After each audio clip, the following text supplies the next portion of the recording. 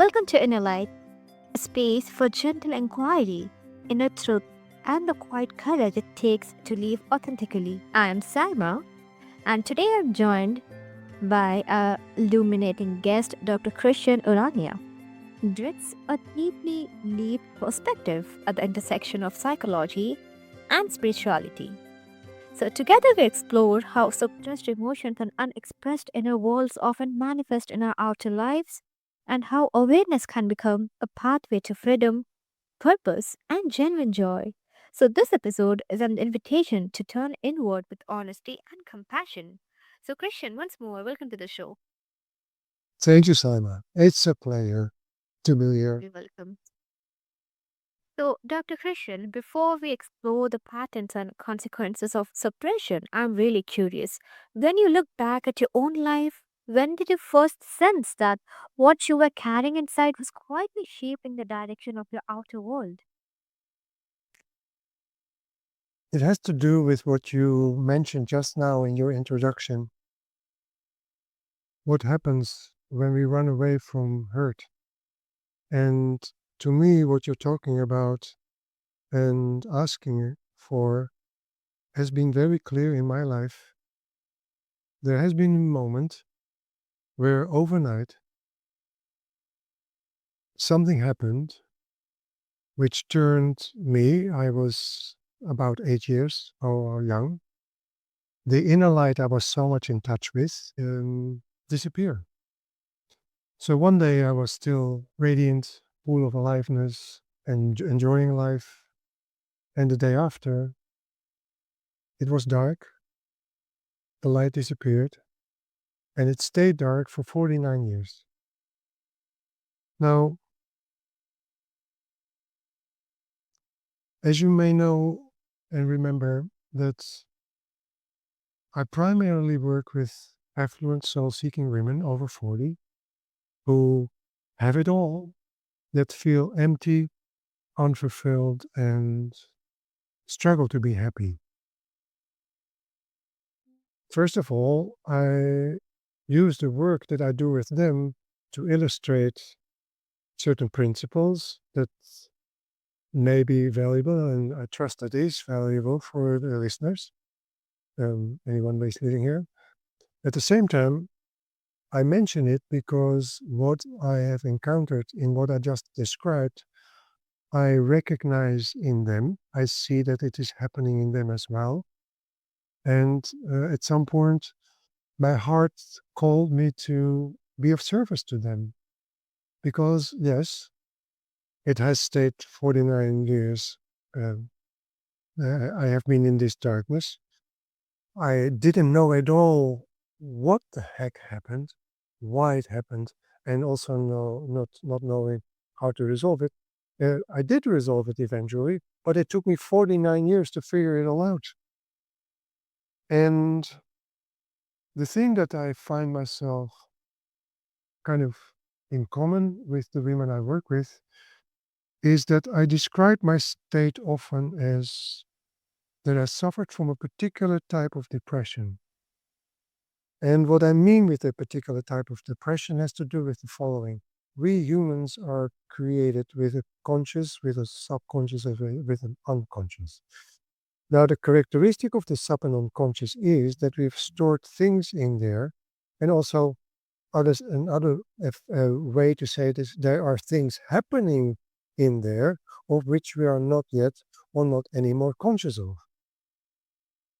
So the conditioning I found myself in, that it went pitch dark when I closed my eyes, is this similar to women who report back to me that they have everything they ever wanted.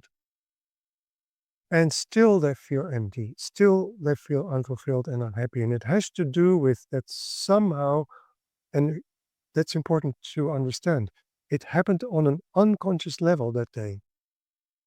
There's something on an unconscious level that creates that sense of emptiness and unfulfillment and unhappiness for the affluent women I work with. So it happens without us being conscious of it. And what is actually happening is that there's something that made us disconnect, you could say, but it is an illusionary disconnection. In truth, we are never disconnected from our source, our true self, our true nature. But there's something that can happen that gives us the illusion that we are disconnected from it, and this disconnection, again, unconsciously, causes us to lose this sense of aliveness. And that then eventually, if it stays longer and it is not identified early enough and worked with and healed soon enough, then it gives us, or the women I work with, this sense of, yeah, that we don't feel empty, that we feel empty, and therefore not having, in way, that's another way of saying it, we don't feel are connected. We don't feel have that sense of aliveness anymore. So that's the first thing that I would like to share with you about it. And the other thing that I feel called to share on this interview here is actually the most important part of it. What then is it that made it turn around, and what is actually the cure that I found within myself that helped me to get back into the light again and back into in touch with the aliveness and to feel fulfilled with what I'm doing. And if that's okay with you, then I would like to continue and to present that. Is that an idea? Yes, yes. And before that, I would like to say that the way you articulate that experience, the sense of the inner light going dark, without having language for why, is incredibly powerful. And what really stands out is your clarity in naming that emptiness as, something that felt like disconnection, yet, wasn't the truth of who we are. Like I said, that's illusionary. And there's a lot of courage, in being able to look back at decades of unconscious suffering and speak about it with this level of awareness and compassion. I really feel that it gives so much context to the work you do now and to how deeply you understand the inner world. Oh, I get chills, goosebumps hearing you say this. It really touched my heart, and it's so good to hear. And giving that as a kind of a feedback for how what I've just shared comes across. Yes. So let's dive into what actually the cure is that I found. Right? Yes. It starts with a question that I would like to pose to the listeners here on this interview. Do you believe that there's something more, something that goes beyond what you can touch with your physical hands and can see with your physical eyes? Now, let's say for a moment that the answer to this is yes. I invite you, if you are willing to go along with this for the sake of conversation. Then my next question would be, all right, so what is the kind of word or the label you would like to give that what goes beyond? What is the word that you feel comfortable giving it? And then from experience, I know that some say source, some say the universe or the cosmos. Some actually are more specific. Some in their tradition call it Shiva, Shakti. Others call it Allah. Others call it Yahweh. Others call it God. And then when they come to me and say, "Okay, this is how what I feel comfortable with giving it this particular name," then I ask the third question: would you like to know how I would label it? And usually they say yes. They become curious, and I say, I would like to call it the ocean of life. Everything in creation that exists to see as an ocean, the ocean of life. And then the advantage of using that label, that name for everything that exists is that when we then can see ourselves as a water drop. And actually, it's scientifically proven that I'm not that far off the truth, because scientifically it's proven that we consist out of, and the numbers vary a little bit, let's say between 75 and 85% of water, which means that we ourselves are made up out of the same substance of the ocean of life. Here's the interesting image. I live now in Monaco and I'm close to the Mediterranean. And when there is the Mistral, the enormous strong winds there, which surfers love, of course, I understand. But then the waves get so high that when it splashes against the rock of the coast, it splashes out in I don't know how many water drops. And so when you remember days that you are it's nice weather and you're on the beach and there's not much wind and you look at the sea or the ocean, what do you see? Well, of course, you will answer, I see the ocean. I have never heard someone say, I see the the I see the how do you call it? The gathering of water drops. No one. You see the ocean, but when it's a stormy day, then actually you can see that the ocean itself consists out of all these kind of water drops. It drops out, it springs out from whenever it splashes against a rock, and then falls back into the ocean again, and it disappears. So yes, we are all water drops in that ocean, but how we live our lives is actually often perceived as we are a water drop. We have this kind of boundary within ourselves. We don't experience and feel that water inside anymore. It's kind of empty. And the water of the life happens outside of us. But that's crazy, right? In truth, yes, it is a gathering of all these water drops, but in a way, the boundaries are not that clear, although there are still boundaries. There's still me and the ocean. But we are intertwined. We are one with that water. That's a kind of an interesting thought, right?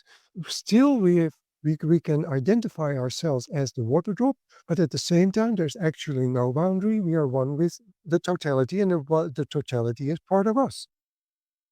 So that's then the first kind of image that I would love to offer.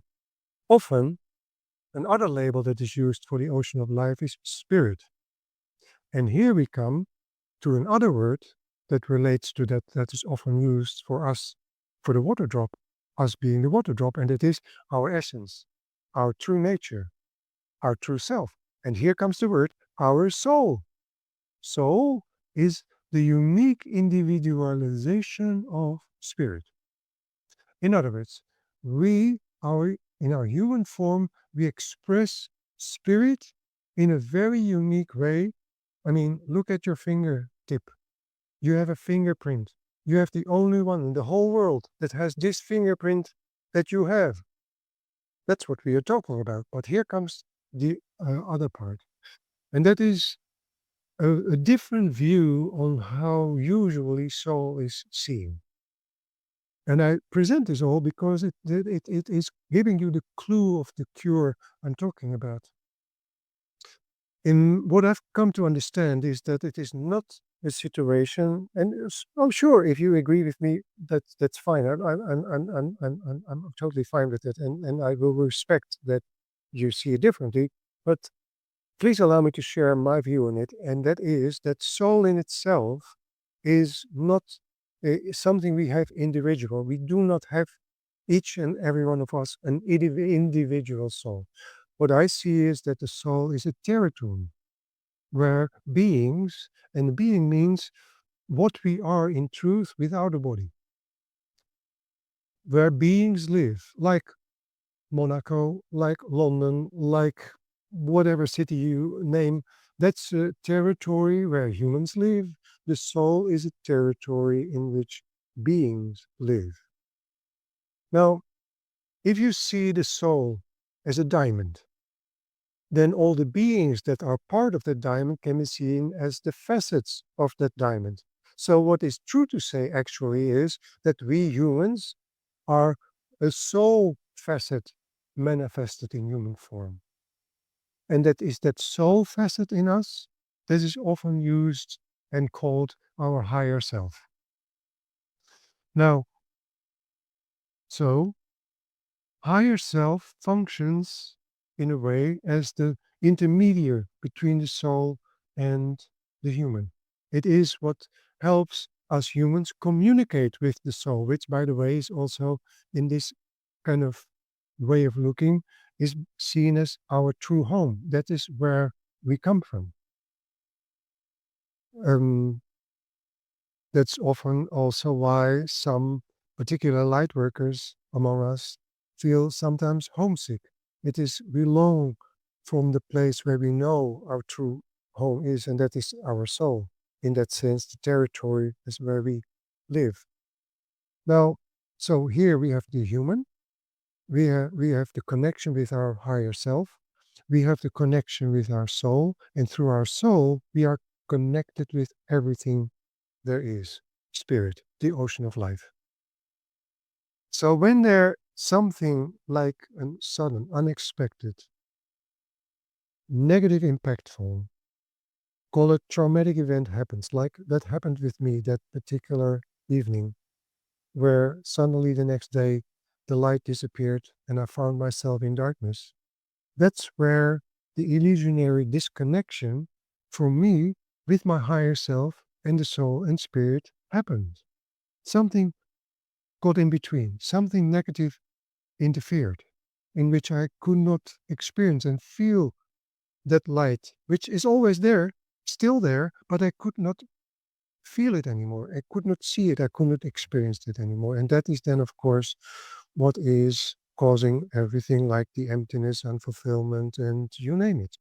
It's the reason why the most famous people sometimes, even the have the greatest fortune, fame, made all their dreams come true, eventually end up feeling totally miserable. So the way to cure it is to help, and that's what I do with particular with the affluent soul-seeking women, is to guide them, support them, to remove all the blocks, the roadblocks, and everything that is negatively interfering, and to bring them back into what I call re-establishing the more direct conscious connection with their. And for the sake of conversation, at first, when they start working for me, I keep it simple. I just call it soul. I'm not going to any details as I give you now. But here comes the important part. Most and very often, the soul is being experienced as something that is way out there. It's called woo woo, and it's seen as something that is totally useless in how we live our lives. It is so much the opposite. Re-establishing, and I call re-establishing because, as I said earlier, the connection is always there. It is not creating a new connection. No, the connection is already there. The only thing that needs to happen is to re-establish it again, re-establish a more direct and conscious connection with the soul again, with the higher self in our language now. And it is the higher self that has so many advantages for us. For instance, it has the greatest healing potential. It has our natural healing capacity. That's where it comes from our higher self. It guides us in very difficult situations and shows us the way to deal with situations in the best possible way for ourselves, for others involved, and for the whole. And I can name a few others, but one of the most important things is that through the reestablishing of that more direct conscious connection, that is where the affluent women I work with sense that that is truly where the fulfillment and the feeling their own wholeness again, and where the joy is coming back from, replacing the earlier experiences of the unhappiness, the unfulfillment, and the emptiness. It also can be seen as the higher self, as what for you as a pilot in a plane. It is the air traffic controller which governs, which oversees what you're doing as the human here on Earth, and let you know that when you continue in this direction, you might end up in a thunderstorm. Or it gently points out that there are certain things like repressed hurt that is really important to give your attention to pay attention to face, and to work with in order to create a life they really love to live. But one additional thing here that I feel inspired to say. Sometimes when we, let's say, it's weekend and you notice there's no bread in the house, you jump on the bike. That's what we do here in Europe, and go to the bakery, and you drive around the corner and you slide off from a banana peel, and you hit your elbow on the side road, and then you go home, you put it in a sling, you wait 1 2 weeks, and then you can fully rely on your own healing capacity. Now imagine another scenario.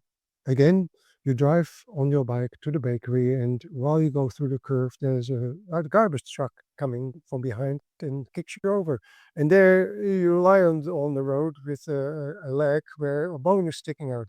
Imagine the ambulance is coming and the people want to take you to the hospital. And you're saying, oh, no, no, no, that's not necessary. You just can go back and I find my way home, and I just totally rely on my own natural healing capacities and I'm fine. I think that everyone would agree that that is not kind of a wise decision.